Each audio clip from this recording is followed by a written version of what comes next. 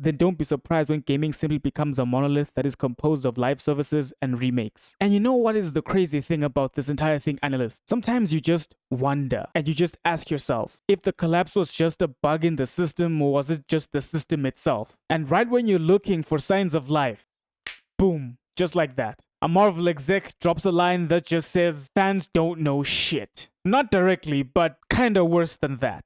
But here's the part that nobody wants to admit. The people that are running your favorite franchises, half of them don't even like the stuff that they're doing. They hate the medium that they're actually working for. And by extension, they end up hating you even more. And if you're one of those analysts that is hyped about Marvel Rivals because your favorite character finally got showed some love, then I gotta challenge you right now. Because the people upstairs, they're laughing in the boardrooms while you're over here crying in the Discord. Because get this, Tom Brevoort, an executive editor at Marvel Comics, this is the kind of guy that's been at the top for decades. This dude was asked a pretty simple question. Hey, some characters are popping off in Marvel Rivals like Cloak and Dagger. Does that mean we're gonna see more of them in the comics? Brevoort's answer? Nah, probably not. Wanna know why? Because that's just popularity in game mechanics. It doesn't really mean anything. Per usual, Brevoort offered his latest insight into Marvel Comics behind-the-scenes operations during a Q&A portion of the most recent Man with a Hat Substack block entry.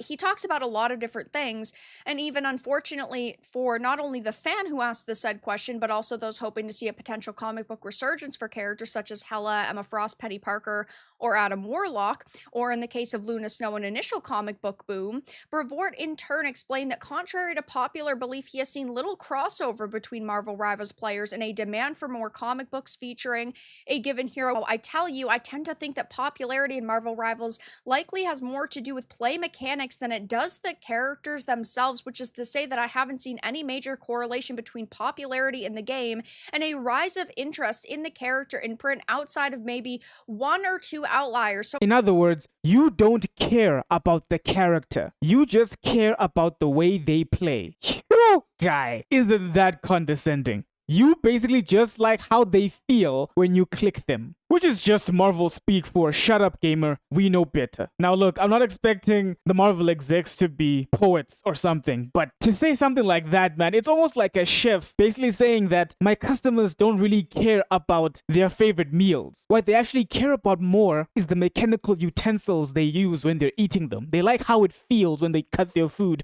with these magical forks.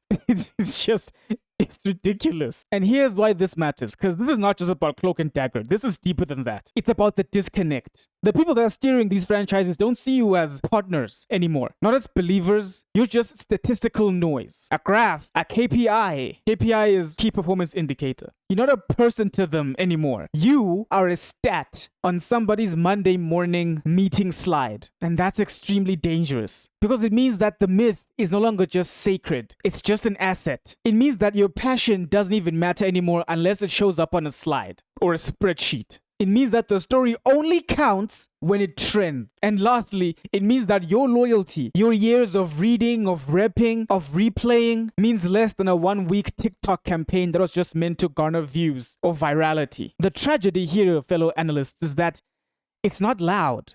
It's quiet.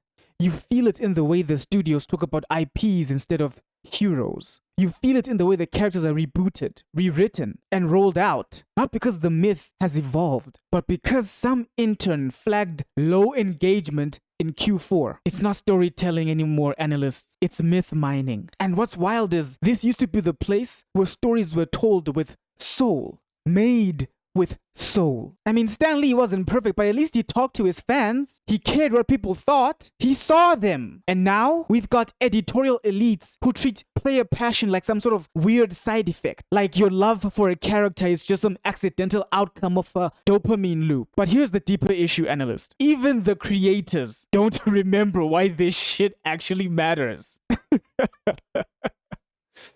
They're standing in temples they didn't build, selling candles they don't believe in, to worshippers they don't even respect. And the tragedy? You still show up. You show up with heart, and they meet your heart with spreadsheets. And then they have the gall to call you and label you toxic because you simply demanded more than surface level slop this time. Analysts, we are being governed by people who think story is secondary, but you already know this. People who think that gameplay is just retention, who believe that myth is a market trend. And the wild part, some of them actually believe they are the victims in all of this. Can you believe that? That fans are too emotional, too intense, too nostalgic. As if caring too much is a problem, not the fact that they stopped caring first. If that sounds like I'm being dramatic, then cool. But you tell me, analyst, you tell me, what does it mean when your favorite character rises to prominence in a video game, gets lots of love, lots of hype behind them, rallies the fans, and the response from the top is,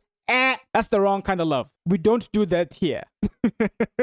They don't want your loyalty, analyst. They want your engagement. They don't want your belief. They want your click-through rate. And if we keep mistaking that kind of apathy for leadership, if we keep rewarding people who don't care about the things that we care about, if we let creators treat passion like it's a problem to be solved and managed,